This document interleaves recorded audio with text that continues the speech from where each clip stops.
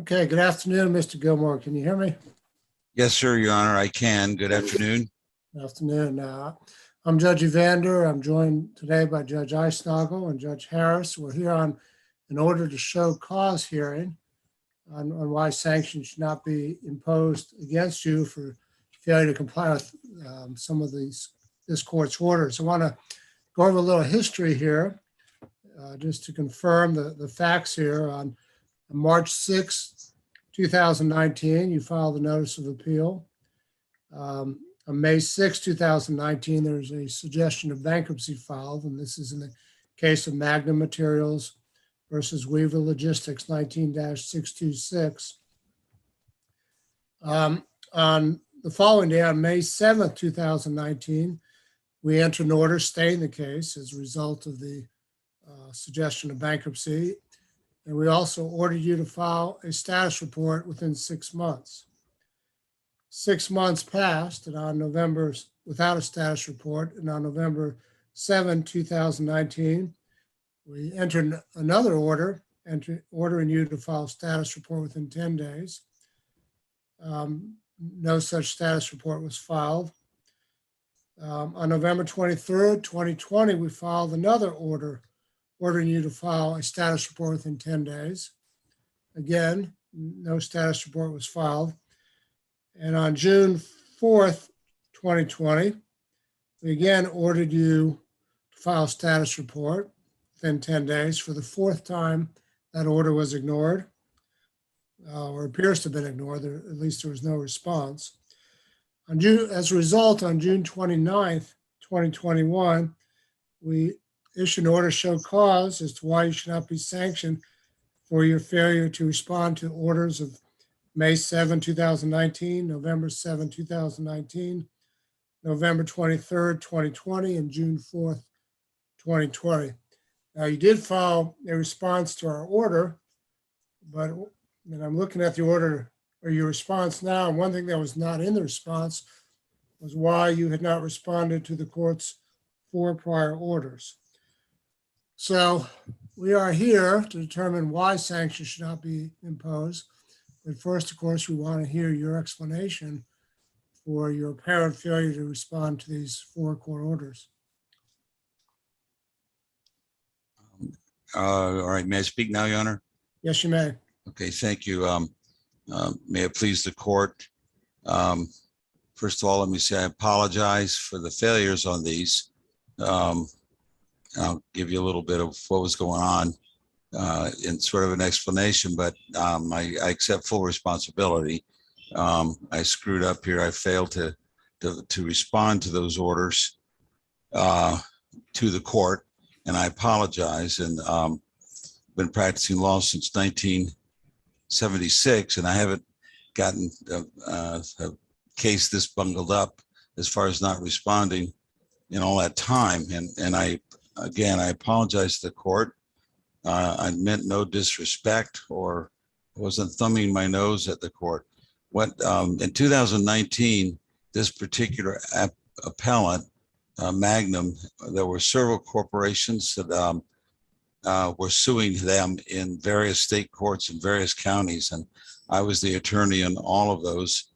When this particular appellee that's in the appeal got a summary judgment, it just caused his whole business setup to start collapsing because the appellee was very aggressive in trying to go after his judgment. This particular Magnum Materials was a going concern corporation up in Ocala area, had a rock pit, a cement plant, a block plant, some other things, making money and had assets. So that's why it was a good candidate for a Chapter 11 reorganization rather than just throwing in a towel. And so I got the client in with Jeffrey Ainsworth in Orlando, who is a Chapter 11 specialist, who filed the bankruptcy. And then I filed notice of bankruptcy in all the various state court proceedings around different counties, plus this court. I think what happened in the end of 2019, I'm like 72 now. I was kind of like closing down things and reducing. I gave up my offices, started practicing on my house. And of course, 2020 hit with the pandemic. And then my wife got the COVID actually in February. These are almost like my dog ate my homework kind of excuses. And I apologize. I'm not trying to make light of any of this. I mean, the bottom line is I screwed up and didn't answer those. I was thinking since when I look back, I said, why didn't I respond to these?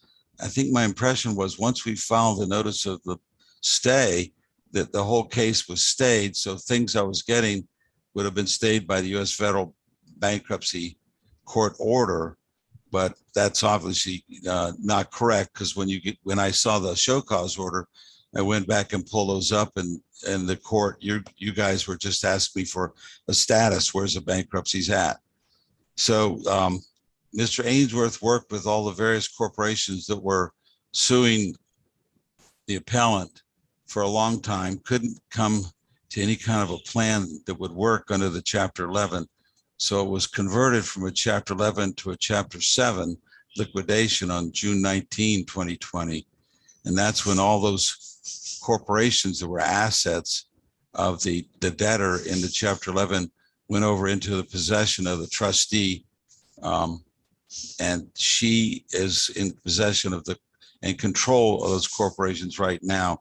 And it was when I filed the notice or request to dismiss the case before your court, I indicated that she said that she cannot pursue the appeal and she wanted to dismiss it.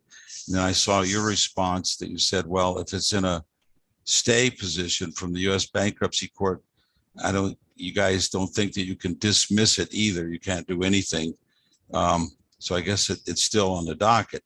My last contact with Marie Hinkle, the U.S. trustee who has possession of the appellant corporations plus all the rest of the assets of the debtor in the bankruptcy, she's still negotiating, trying to settle with all the creditors, in which case she'll be submitting an order to approve the dispersal and her fees. And in the case, the bankruptcy Chapter 7 would be closed by an order of the court.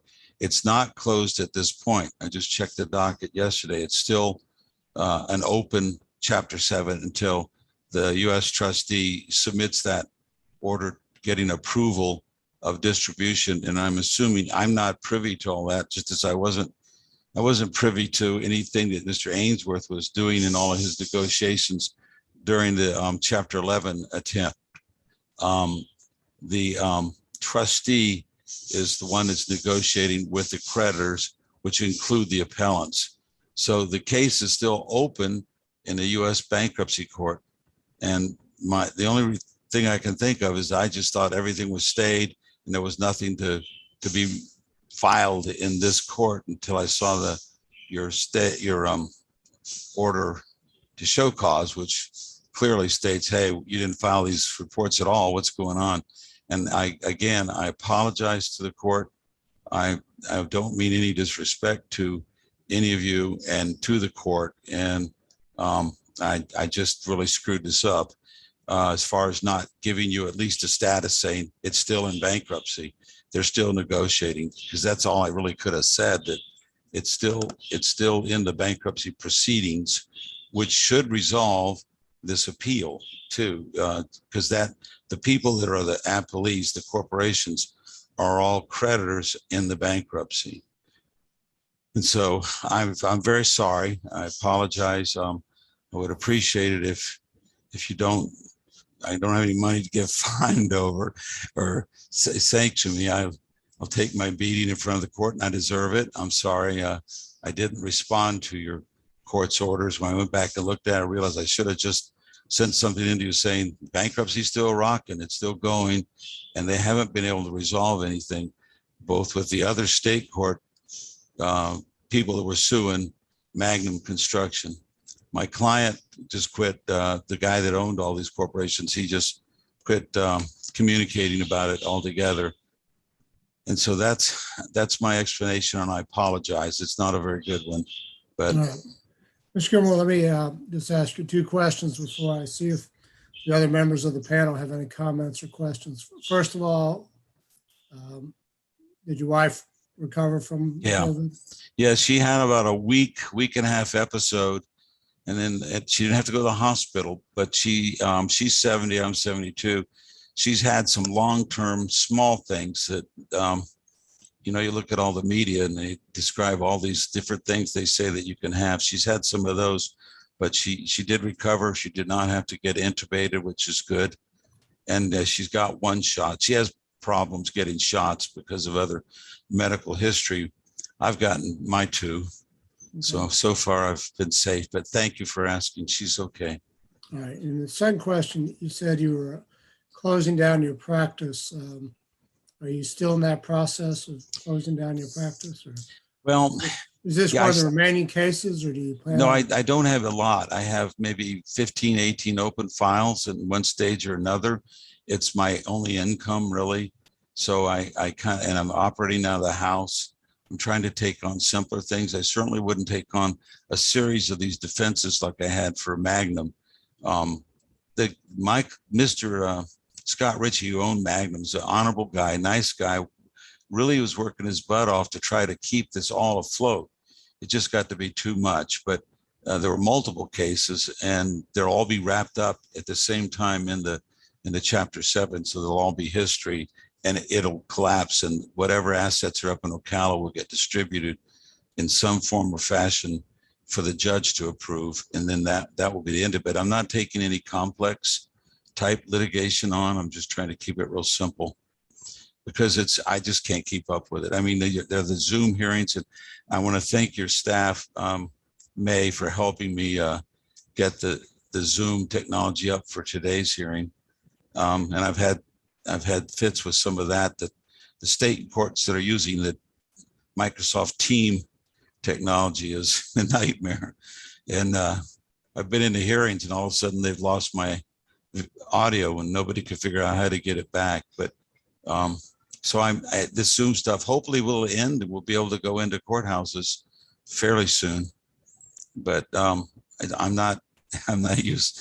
When I started practicing law, there wasn't any of this stuff. You almost rode your horse into the courthouse. Okay. All right, thank you, sir. Let me see if Judge Eisnagel or Judge Harris have any questions or comments they wish to make. I don't think I do.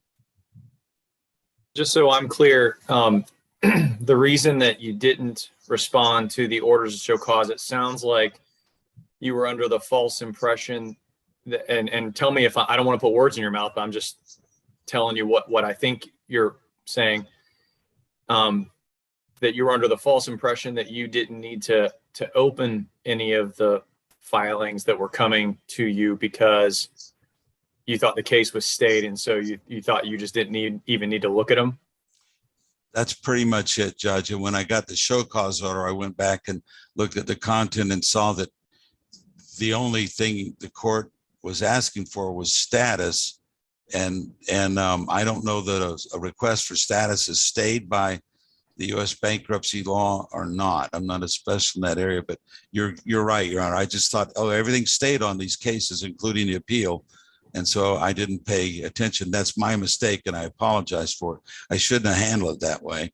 I should have probably called the bankruptcy lawyers and say, what do we have to do on this? Because I have to respond. But I didn't, and I apologize.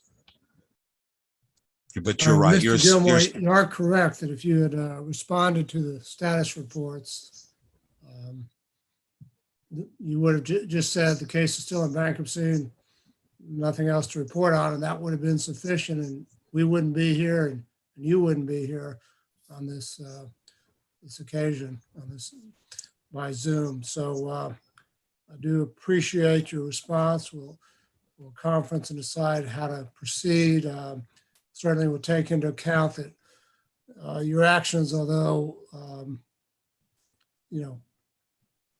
cannot be excused, based on your explanation. On the other hand, they did not delay the progress of the case or prejudice any other party. So we'll take that into account as well.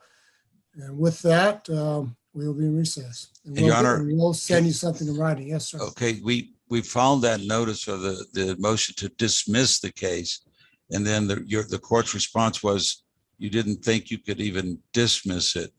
Now, I don't know, the trustee's the one that controls the appellant now, and she's the one to direct me to dismiss it. I don't know if an appellate can dismiss, and that's not a violation of the stay. I'll be happy to try to brief that, unless you already know you've had a case like that in front of you. Well, you can either have something from the trustee attached or get permission from the bankruptcy court to dismiss it. Yeah, that would be my thought, that I tell the trustee, go file a motion in front of the bankruptcy judge to get permission to dismiss, and then attach that all to an amended motion to dismiss. And then this case will be off your docket completely.